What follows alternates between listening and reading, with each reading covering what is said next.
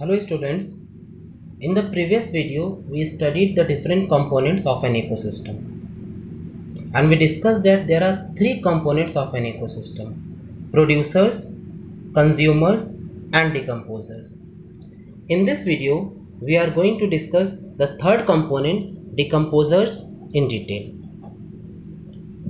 Decomposers are also known as saprotrophs. Decomposers are organisms that do the process of decomposition. This is the simplest definition of decomposition. I repeat, decomposers are organisms that do the process of decomposition. Now, what does this term decomposition mean? In ecology, decomposition means breakdown of complex organic matter into simple inorganic substances. Suppose this one is a complex organic matter and this is broken down into simple inorganic substances. Now, this breaking down of complex organic matter into simple inorganic substance is known as decomposition. And who is carrying out this process? Who is responsible for this? Decomposers. So decomposers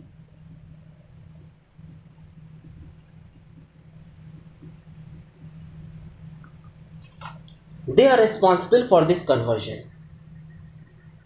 So again have a look here. Decomposers are organisms that do the process of decomposition, that is breakdown of complex organic matter into simple inorganic substances. Now, decomposers they feed on dead and decaying organisms. They always feed on dead and decaying organisms. Example of decomposers are bacteria and fungi. Now, what is the role of decomposers in an ecosystem? Decomposers play a very important role in an ecosystem. The first role, they clean the environment and create space for new life. Imagine a situation, if some animal dies, what will happen? After some days, the body is decomposed by decomposers and the space is clear. This is the normal situation. But imagine a situation in which animal dies but there are no decomposers. What will happen? The body will be lying there only. More animals die. All the bodies will be lying there only, occupying a lot of space. So there will be shortage of space. Decomposers do what? They decompose these bodies, they decompose this organic matter, thereby creating space for new life and cleaning the environment as well. The second function of decomposer is recycling of nutrients. Now, let us understand what do we mean by recycling of nutrients. Our body is a reservoir of many nutrients. Our body is made up of many different kinds of complex organic matter. So decomposers do what? They break that complex organic matter into simple inorganic substances. And so the simple inorganic substance, they are available for new life. From these simple inorganic substances, they can be utilized for new life.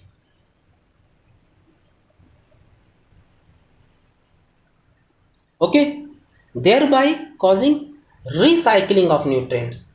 Imagine if there were no decomposers, all the elements, all the nutrients, they would have been locked in a body after that. And they would never have been free for new life. Now, next thing, where do you expect to find decomposers in an ecosystem? Decomposers आपको ecosystem में कहाँ पे मिलेंगे, और at which trophic level you will find the decomposers? Recall the food chain in which we discussed that grass, grasshopper,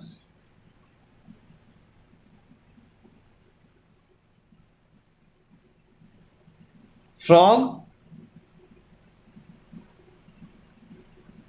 snake, hawk.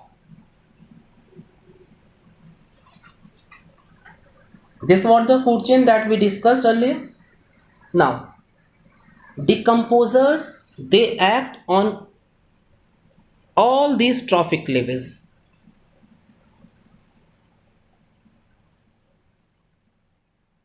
Because organisms at every trophic level, they are living, and when they are made up of organic matter, whenever any organism die, decomposers decompose their body.